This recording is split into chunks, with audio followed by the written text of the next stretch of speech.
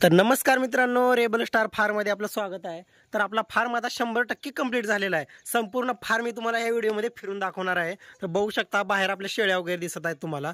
तर ह्या ठिकाणी आपल्या शेळ्या पावसाळ्यामध्ये राहणार, लक्षात असू द्या। आणि इकडे आपला मुख्य शेड म्हणजे इथं रात्रीच्या ठिकाणी असणार शेळ्या, इकडे या ठिकाणी। आणि इकडे हे बघा मेडिसिन बॉक्स वगैरे आपण, इकडे 3 कोराडी एकदम मस्त पुष्पराज एकदम मस्त असं नियोजन केलेलं आहे कुऱ्हाडींचं वगैरे। तर बघा, आणि इकडल्या ठिकाणी आपला मेडिसिन बॉक्स हे बघा, लिओरटॉनिक, मल्टीस्टार, आपलं जंतनाशक, टॉपिक्यूर, बेवॉन, कॅल्शियम, आणि हे नेटकॉफ सर्दीसाठी वगैरे, काही इंजेक्शन्स वगैरे, काही सिरेंज, ग्राईप वॉटर, आपलं ह्याचं तेल। आणि इकडे बघा हे पूर्ण रक्षक पावडर वगैरे आणून ठेवलेलं आहे आपण, कारण की शेळीपालनाच्या दृष्टिकोनातून अत्यंत महत्त्वाचं आहे बरं का, लक्षात असू द्या। आता हे चाटणवीट, हे बघा इथे चाटणवीट, हे बघा शेळीच्या शरीरातील झीज भरून काढण्याचं काम हे चाटणवीट करत असते। तुम्हाला दिसत असेल हे बघा चाटलेलं, शेळ्या खाल्ल्यासारखं करतं याला, कारण की शेळी उगाच एक अर्धा तास 1 तास चालत असते याला।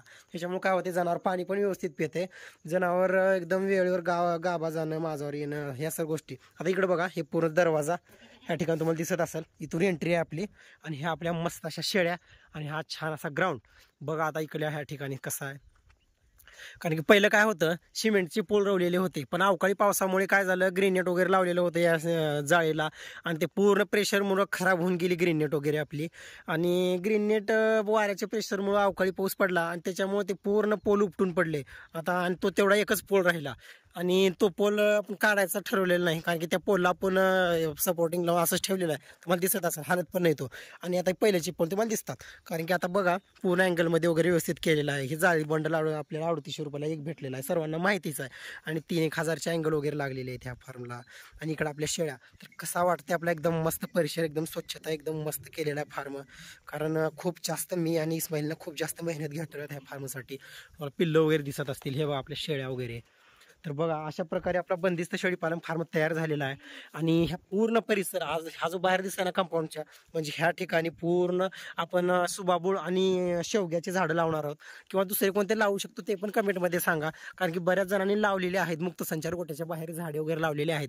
तर तुम्ही कोणते लावलेले आहेत ते पण मला सांगा, कारण मी पण 100% तेच लावतो, कारण मला पण म्हणजे काय कळत नाही, माझं म्हणणं काय शेवग्याचे वगैरे लावू शकतो। तर ठीक आहे, अशा प्रकारे बघा।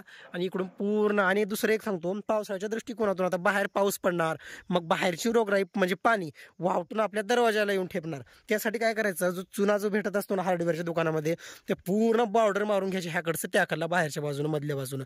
त्याच्यामुळे काय होते, रोगराई आपल्या फार्मवरती येत नाही।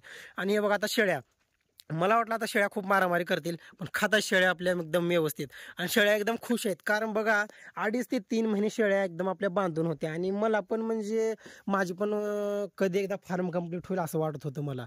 आणि आता फक्त कमी आहे, फक्त गव्हाणीची कमी आहे, आणि आपल्या कडबाकुट्टी मशीनची आहे। आता कडबाकुट्टीची काय गरज नाही, पुढल्या वर्षी शेळ्या वाढतील त्यावेळेस कडबाकुट्टी घेऊ आपण, गव्हाणीचं पण नियोजन करू, कारण कसं आहे, आपला संपूर्ण बजेट आता जे काय होतं 3 बोकडांचं, त्याच्यामध्ये आपला फार्म कंप्लीट झालेला आहे। कारण तर आपल्याला तर माहिती आहे बोकडाची विक्री आपण कशा प्रकारे केली, किती हजारला केली वगैरे, हे सर्वांना माहितीच आहे।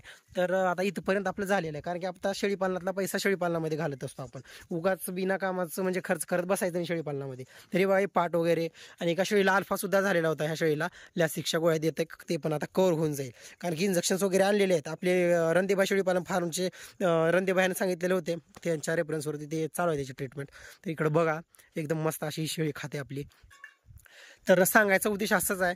तर कसा वाटला आपला कंपाऊंड वगैरे, कसा वाटला ग्राउंड, एकदम मस्त, बाहेरच्या साईडला झाडे लावणे, आता अगदी आता तुम्हाला सांगतो, पावसाळा तुम्हाला दिसत असेल तिकडं सुबाबूळ वगैरे, त्या ठिकाणी आता दशरथ घास वगैरे लागवड करायची आपल्याला, बी वगैरे आपण दशरथ घासाचं मागवलेलं आहे, आणि एका मित्रानं आपल्याला हातगा वगैरे दिलेला आहे, तो थोडासा हातगा पण आपण लावू, मेथी घास पण आता आपण लावणार आहोत 1-2 किलो।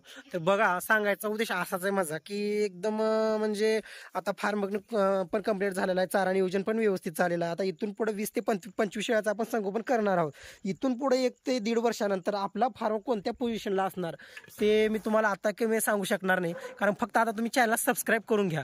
कारण कसं आहे, आता जर तुम्ही सबस्क्राईब करून घेतली चॅनलला, तुमची वारंवार म्हणजे कमेंट वगैरे येत राहिली, लाईव्हच्या माध्यमातून जर आपण बोलत राहिलो, चर्चा जर आपण करत राहिलो, तर होते काय, माझी तुमची एक ओळख म्हणजे एक तोंड ओळख जे काय आपण म्हणत असतो ते एक होऊन जाईल, जे